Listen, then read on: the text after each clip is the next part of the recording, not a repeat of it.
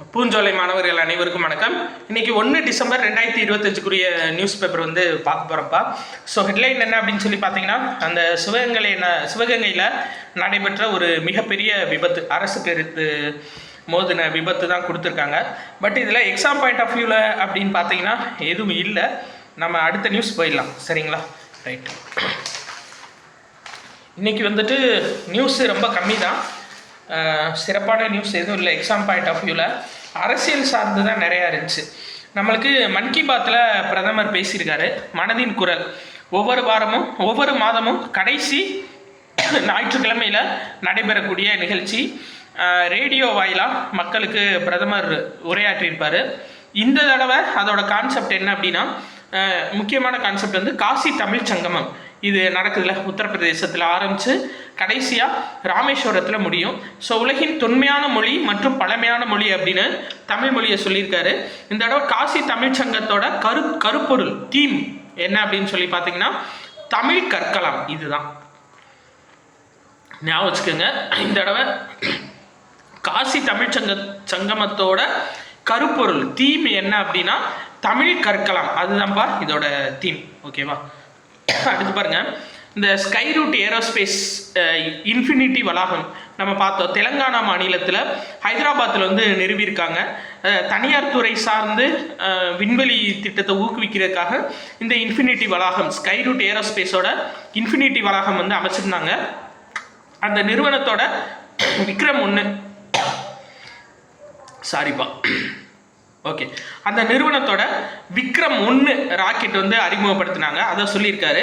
அதே மாதிரி ஐஎன்எஸ் மாஹே நீர்மூழ்கி எதிர்ப்பு கப்பல், சரியா? அதாவது நீர்மூழ்கி எதிர்ப்பு கப்பல், அதான் மெயின். விசாகப்பட்டினத்தில் கட்டப்பட்டுச்சு. மும்பையில் பார்த்தீங்க அப்படின்னா, மும்பையில் அது கடற்படை, இந்திய கடற்படையில் இணைக்கப்பட்டுச்சு. ஸோ இந்த 3 இன்ஃபர்மேஷனையும் பேசியிருக்காரு. நம்ம மெயினாக இதை ஞாபகம் வச்சுக்கோங்க. இன்ஃபினிட்டி வளாகம் எங்கே அமைக்கப்பட்டுச்சு அப்படின்னா, தெலுங்கானா மாநிலம் ஹைதராபாத்தில் இன்ஃபினிட்டி வளாகம் அமைக்கப்பட்டுச்சு. விக்ரம் 1 ராக்கெட் அறிமுகப்படுத்தப்பட்டுச்சு. அது இந்த ஸ்கை ரூட் ஏரோஸ்பேஸோட நிறுவனத்தோட இந்த விக்ரம் 1 ராக்கெட்டு, சரியா? அடுத்து இந்த சொல்லியிருக்காரு என்ன அப்படின்னா, இயற்கை வேளாண்மை தொடர்பான மாநாடு எங்கே நடந்துச்சுன்னா கோயம்புத்தூரில், அது சார்ந்து பேசியிருக்காரு. ஸோ இதுதான் எக்ஸாம் பாயிண்ட் ஆஃப் வியூவில் நம்ம பார்க்க வேண்டியது. இன்னொன்று, கலைஞர் பல்கலைக்கழகம் மசோதா. கலைஞர் பல்கலைக்கழகம் எங்கே அமைய உள்ளது அப்படின்னா, கும்பகோணமில் அமைய போகுது. அதாவது திருச்சியில் பாரதிதாசன் யூனிவர்சிட்டி இருக்குது பார்த்தீங்களா, அதை 2ஆக பிரித்து அதோட சர்க்கிளை 2ஆக பிரித்து ஒரு சர்க்கிள் கும்பகோணத்துலேயும் இன்னொரு சர்க்கிள் அதை திருச்சி அந்த இதில் இருக்கும், சரிங்களா? அந்த கும்பகோணம் சர்க்கிள் கலைஞர் பெயரில் அங்கே பல்கலைக்கழகம் நிறுவ போகிறாங்க. பட் அதுக்கு ஆளுநர் இன்னும் ஒப்புதல் தராமல் இருக்கார். அது சார்ந்து நாங்கள் மீட் பண்ண போகிறோம்னு சொல்லியிருக்காங்க. மேபி கேட்கலாம், அந்த மசோதா படி எங்கே கலைஞர் பல்கலைக்கழகம் அமைய உள்ளது அப்படின்னா கும்பகோணம், சரிங்களா? சரி, அடுத்தது பார்க்கலாம். வேற ஆபரேஷன் சாகர் பந்த், அதை தான் சொல்லியிருக்காங்க. இலங்கையில் வெள்ள பாதிப்பில் இந்திய கடற்படை, விமானப்படை, இராணுவம் எல்லாமே ஈடுபட்டிருக்காங்க, சரிங்களா? அது பேர் ஆபரேஷன் சாகர் பந்து. ஸோ அது சார்ந்த இன்ஃபர்மேஷன் கொடுத்துருக்காங்க. அடுத்து இந்தது என்ன அப்படின்னா, ஆசியாவிலேயே பலம் வாய்ந்த நாடுகள் பட்டியலில் இந்தியா முக்கிய சக்தியாக உருவாயிருக்குன்னு சொல்லியிருக்காங்க.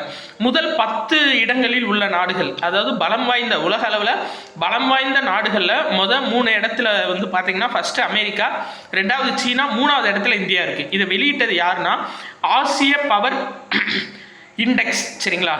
ஆசியா பவர் இண்டெக்ஸ் அப்படின்ற இதுபடி வெளியிட்டிருக்காங்க, அப்படின்ற தலைப்பு படி வெளியிட்டிருக்காங்க. ஆசிய பவர் இண்டெக்ஸ் அப்படின்னு சொல்லிட்டு 2025. ஸோ அந்த பட்டியலில் இந்தியா 3வது இடத்துல இருக்குப்பா உலக அளவில். இது மெயினாக என்ன சொல்கிறாங்கன்னா, சர்வதேச அளவில் இந்த ஆப்ரேஷன் சிந்தூரில் நம்ம இந்திய இராணுவம் ஒரு மிகப்பெரிய மைல்கல்லை எட்டியிருக்கு. அதை பேஸ் பண்ணி இவங்க வெளியிட்டிருக்காங்க. இந்த பட்டியலில் ஃபர்ஸ்ட் இடத்துல அமெரிக்கா, 2வது இடத்துல சைனா இருக்குது, சரியா? இந்தியா 40 புள்ளிகளோட 3வது இடத்துல இருக்குது.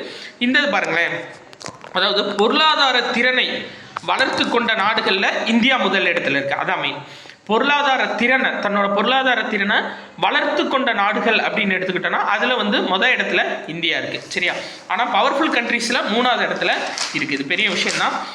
பொருளாதாரத்தில் 4வது இடத்துல இருக்குது. கூடிய விரைவில் பொருளாதாரத்துலேயும் 3வது இடத்துல இந்தியா வரும் அப்படின்னு இது பண்ணுறாங்க. ஸோ அடுத்து சவுத் ஆஃப்ரிக்கா கூட ஃபஸ்ட்டு ஓடி நடந்துச்சு பார்த்தீங்களா, அதில் வந்து அதிக சிக்ஸர்கள் அடித்த வீரர் அப்படின்ற சாதனையை ரோஹித் சர்மா பெற்றிருக்காருப்பா. இதுக்கு முன்னாடி 349 சிக்ஸர்களோட யாருன்னா ஷாஹித் அஃப்ரிடி, அவர் தான் வந்து ஃபஸ்ட் இடத்துல இருந்திருக்காரு. இப்போ வந்து 352 சிக்ஸர்களோட ரோஹித் சர்மா முதல் இடத்துல இருக்கார். உலக அளவில் அதிக சிக்ஸர்கள் அடித்த வீரர் யார் அப்படின்னா ரோஹித் சர்மா தான் முதலிடம். அடுத்து இந்தது சையத் மோடி சூப்பர் 300 சர்வதேச பேட்மிண்டன் போட்டி. இதில் வந்து ரெட்டையர் பிரிவில் கோபிசந்த் ட்ரீஷா, சரிங்களா, இந்த பாருங்க, அதாவது கோபிசந்த் ட்ரீஷா ஜாலி, இவங்க 2 பேரும் சாம்பியன் பட்டத்தை வென்றிருக்காங்க. காயத்ரி கோபிசந்த் அவங்களோட ஃபுல் நேம். அப்போ இது கேட்கலாம், சையத் மோடி சூப்பர் 300 அது என்ன கோப்பை அப்படின்னா பேட்மிண்டன் போட்டிக்கான கோப்பை. ஸோ காயத்ரி கோபிசந்தும் ட்ரீஷா ஜாலி இவங்க 2 பேரும் ரெட்டையர் பிரிவில் சாம்பியன் பட்டம் வென்றிருக்காங்க. அதை ஞாபகம் வச்சுக்கோங்கப்பா. அடுத்து சாரி, லைட்டாக கோல்டுப்பா, நான் தான் எடுக்க முடியல. சரி, ரைட், ஓகே. இஸ்ரேலோட பிரதமர் பேர் பெஞ்சமின் நெதன்யாங்கு, ஞாபகம் வச்சுக்கோங்க. இந்த யூனிஃபார்ம் சர்வீஸ் படிக்கிறவங்க மெயினாக ஞாபகம் வச்சுக்கோங்கப்பா. இஸ்ரேலோட பிரதமர் பேர் என்ன அப்படின்னா பெஞ்சமின் நெதன்யாங்கு, சரியா? ஏன்னா அடிக்கடி இப்போது இஸ்ரேல் சார்ந்த நியூஸ் வந்து நிறையா வந்துகிட்டே இருக்குது. ஏன்னா காசா கூட ஈரான் கூட அடிக்கடி வந்து இந்த போர் வந்து நடைபெற்றுட்ருக்கு. அப்போது நம்மளுக்கு மெயினாக இவரோட நேம் கேட்க வாய்ப்பு இருக்குது. இஸ்ரேலோட பிரதமர் யாருன்னு கேட்கலாம், பெஞ்சமின் நெதன்யாங்கு, சரியா? ரைட்டு, வேறு அவ்வளோதான்ப்பா. இன்றைக்கி நியூஸ் வந்து அவ்வளோதான், சிம்பிளாக தான் கொடுத்துருந்தாங்க. ஸோ ரொம்ப படிக்க வேணாம், எது எக்ஸாம் பாயிண்ட் ஆஃப் வியூவில் இருக்கோ அதை மட்டும் படிங்கப்பா. நன்றி.